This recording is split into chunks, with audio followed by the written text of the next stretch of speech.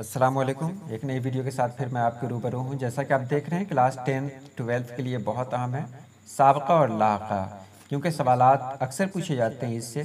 तो आज मैंने सोचा कि इस तरह की वीडियो भी आनी चाहिए, जबकि इससे पहले भी मैंने इस पर 2-3 वीडियो बनाई है। आज कुछ तब्दीलियों के साथ मैं आपके रूबरू हूँ। तो चलिए वीडियो शुरू करते हैं।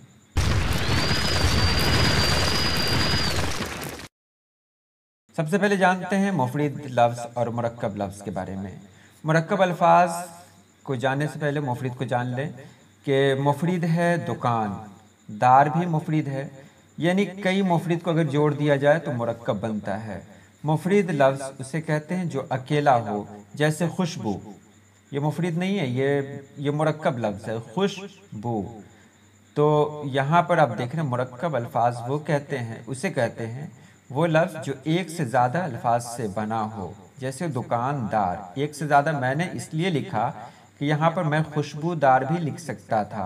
तो खुशबू खुद ही मुरक्कब लफ्ज़ है, खुशबू। और खुशबूदार अगर लिखेंगे तो वो कई मुफरद लफ्ज़ से बना हुआ है। तो मुरक्कब लफ्ज़ जान लें, जो दो या दो से ज़्यादा अल्फाज से मिलकर एक लफ्ज़ बने उसको मुरक्कब कहते हैं। और जब मुरक्कब लफ्ज़ होगा तभी उससे साबका और लाहका बनेगा। आगे चलेंगे तो आसानी से समझ जाएंगे। यहाँ मैंने लिखा है, आप देख रहे हैं, अल्फाज एक तरफ, साबका एक तरफ और लाहका एक तरफ। जैसे साबका मैंने लिखा खुश, कार, बद, ना, बे, बा, अन, खुद। यानी साबका अब इसको कहते हैं कि दो लफ्ज़ से मिलकर जो एक लफ्ज़ बनता है, उसमें पहले वाले लफ्ज़ को साबका कहते हैं और आखिरी वाले लफ्ज़ को लाहका कहेंगे। दुकान ये साबका है, दार लाहका है। अब दोनों को जोड़ेंगे तो हो जाएगा दुकानदार। तो दुकानदार एक मुरक्कब लफ्ज़ है जिसका साबका दुकान हुआ और लाहका दार हुआ। अब ये मैंने पहले बताया था, खुश लिखा हुआ था, खुश से बनाया तो काला में जो है वो बाद में दिया गया। खुश नसीब, तो खुश साबका, नसीब लाहका। कारआमद, कार साबका, आमद लाहका। बदसूरत, बद साबका, सूरत लाहका।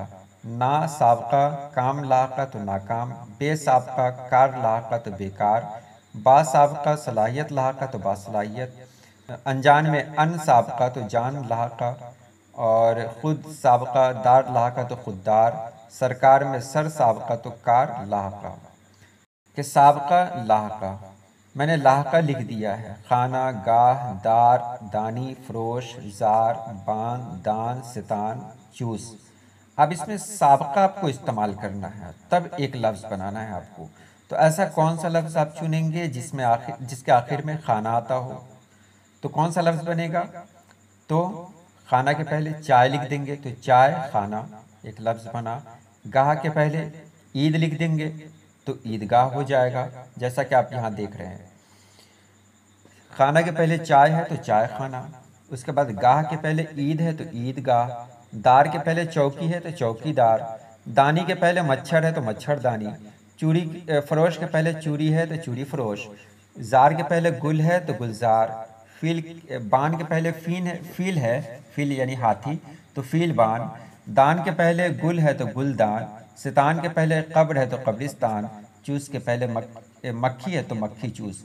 अब इसको एक बार और देख लें कि अगर बात की जाए गाह की, तो गाह का आप खुद ही सोचें कि गाह अगर लाहका है तो इसका साबका क्या क्या हो सकता है। यानी बाद में इस्तेमाल हुआ गाह, तो इसके पहले कौन कौन सा लफ्ज़ इस्तेमाल हो सकता है? तो ईदगाह, चरागाह, तामगाह, ये सब होगा। अगर खाना मैंने दिया आपको लाहका में, तो साबका क्या क्या इस्तेमाल करेंगे? तो चाय खाना, नेमत खाना, दौलत खाना, गरीब खाना, वगैरह वगैरह। अगर मैंने दार दिया तो दार में कौन कौन सा लफ्ज़ इस्तेमाल करेंगे आप? तो अगर मैंने लाहका दिया आपको दार, तो साबका इस्तेमाल करें तो चौकीदार, उसके बाद इज़्ज़तदार, उसके बाद ज़मींदार, वगैरह वगैरह। अब आपको बता दूं कि उर्दू में अगर सिर्फ बे के बारे में बात की जाए, बे, अगर साबका अगर सिर्फ बे हो, यानी बे ये ज़र बे, तो 400 नए अल्फाज बन सकते हैं, जैसे बेवफा, बेकार, बेदिल, बे बेजुबान, इस तरह बहुत 400 अल्फाज बन सकते हैं। आप यहाँ देख रहे हैं उर्दू साबके इतने हैं, साबका तो कम है, लेकिन जब लाहका की बात करें तो लीजिए एक सफ़ा ये है, और मैं इसको जल्दी से हटा रहा हूँ ताकि वीडियो लंबी ना हो। अगला सफ़ा देखें, ये अगला सफ़ा है। आप ये भी वगैरह के बाद दिया गया, यानी इसके अलावा भी बहुत सारे लाहक़े हैं जिस पर आप कुछ बना सकते हैं। उम्मीद है आपने समझ लिया होगा। मुरक्कब अल्फाज उसे कहते हैं जो दो लफ्ज़ से मिलकर या दो से ज़्यादा अल्फाज से मिलकर बने हों, जिसका पहला लफ्ज़ जो होता है उसको साबका कहेंगे और आखिरी वाला जो लफ्ज़ होता है उसको लाहका कहेंगे। साबका और लाहका दोनों मिलकर एक ऐसा लफ्ज़ बनाता है जिसका कोई ना कोई मानी हो। आप कहीं कहेंगे, मान ले कह दिया आपने मोहतरम, तो क्या ये साबका और लाहका है? तो मोह का कोई मानी है, तरम का कोई मानी है? तो नहीं, इसमें कोई साबका लाहका नहीं है। साबका लाहका की शर्त है कि पहले लफ्ज़ का भी मानी हो और आखिरी वाले लफ्ज़ का भी मानी हो। जैसे चाय, अगर इसको काट भी देते हैं तो चाय का भी कोई मानी होता है और खाने का भी कोई मानी होता है। तो साबका में भी ज़रूरी है कि साबका का भी कोई मानी हो और लाहका का भी कोई मानी हो।